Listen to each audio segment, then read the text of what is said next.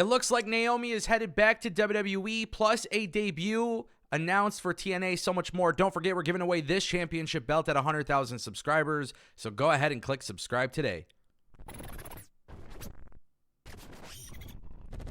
Welcome back to the Ango Show. First, I want to kick things off with some NXT news surrounding tonight's episode of New Year's Evil. Fightful Select's Corey Brennan reports that Carlito is at the show and was around ringside preparing to compete. It was also added, as of now, he is the planned teammate of the LWO. Keep in mind, there was some talk, obviously, in today's earlier video, we talked about Dragon Lee, who will not be able to compete tonight at NXT due to some visa stuff. The speculation was that perhaps WWE would have Andrade come in. That was speculation. Now it seems like this report, which I know Corey Brennan has been dropping a lot of good stuff surrounding NXT as of late. Look, it makes sense, right? You keep Andrade for SmackDown. You save the Andrade return for SmackDown, New Year's Revolution. You bring Carlito into NXT. It's a feel-good moment. It's going to get a nice little reaction. I don't think there's literally anything wrong with this. What I find to be very interesting, though, is this match is going to be Joaquin Wilde, Cruz del Toro, and Carlito versus Drew Gulak, Charlie Dempsey, and Damon Kemp. This is going to be a very fun match, honestly. I think this is going to be a fun event, right? Realistically, New Year's Evil, it looks pretty stacked. And Carlito, man, this guy still goes. So when you have somebody like Carlito come in and do what he's supposed to do in this regard, it's go out there and perform. And obviously Dragon Lee's a hell of a performer, and I can't wait till he gets to come back. But for right now, this is a good replacement. I don't think there's anything wrong with it, and I'll just kind of leave it at that. Guys, TNA made a big announcement. Xia Brookside is headed to TNA Hard to Kill. She was the second entrant in the second ever Knockouts Ultimate X match. They announced today that Xia Brookside will make her TNA debut in the Knockouts Ultimate X match at TNA Hard to Kill January 13th, live on pay-per-view from Palms, Las Vegas.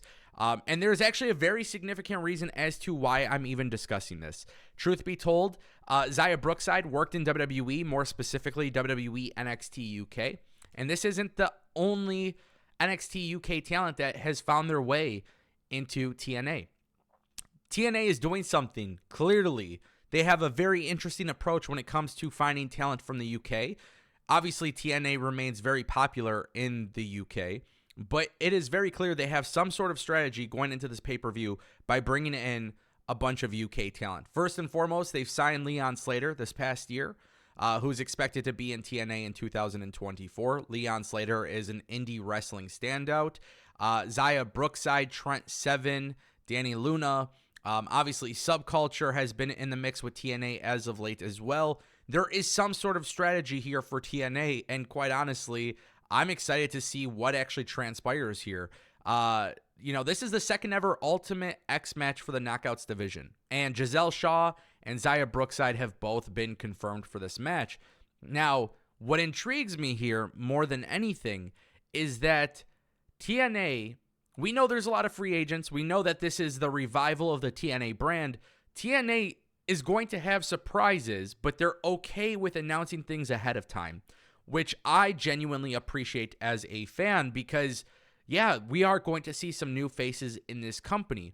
And I think the most important part about this for TNA is this is your chance to really get people on board with what you're doing. And I'm going to be honest here, as a TNA fan, as somebody who loves TNA and what they've been doing, they're not perfect by any means, but not a lot of people are willing to give them a chance.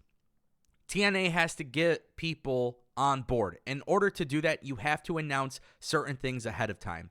So with Xia Brookside, I feel like this is great. It's not like she's going to move the needle or she's like this massive name, but she's a great talent.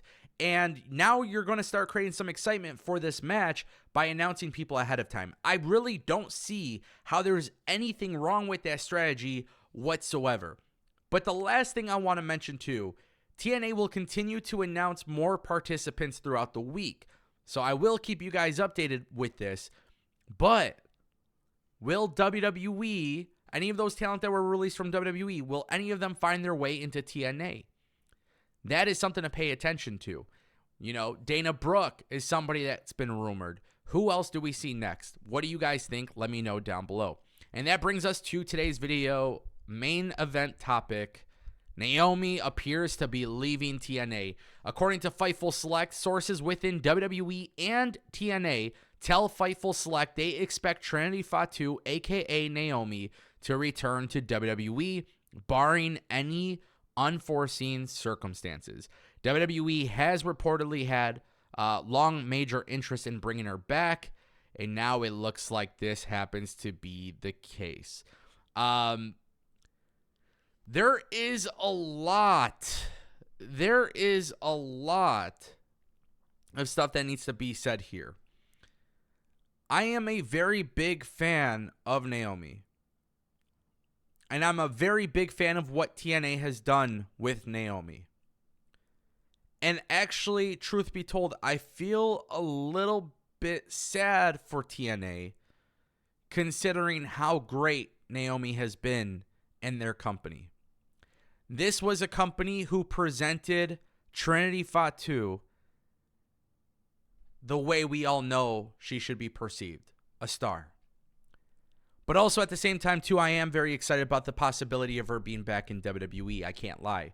My heart hurts for TNA because I saw some great stuff there. But obviously, WWE, while it's not perfect, they have improved in their women's division quite significantly. And I feel like this is a good thing for WWE. And at the same time, too, it hurts TNA. And that's just the unfortunate reality. I'm really curious to see what TNA does because Deonna Purrazzo is expected to not stick around. Now Trinity leaving, it's gonna be very interesting to see what they do. I'm being honest. I feel like they've done such a great job with their knockouts division, and now they're losing top stars, and that's one of the downfalls, man, of being a little bit of a smaller company. I feel like they've been ran very well. And I feel like there's a lot of great potential for this company. But for Trinity, she's been a great talent for them. And I think they did a very phenomenal job with her. And it's just like, you lose Trinity, you lose Deonna. You know, it's not like there's that many free agents that could come into the Knockouts division at this time and make a noticeable change. At least off the top of my head, I can't think of one. So, yeah, Trinity back in WWE, again, it's going to be cool because WWE is improving their women's division and it works. But for the health of wrestling, you know, it would have been nice to see her stay in TNA. But I understand why. We have to understand. We might not have to like it, dislike it, whatever, but we have to understand. And the reality is TNA is going to have a very hard time signing or retaining talent when WWE and AEW have more money. And that's just the reality.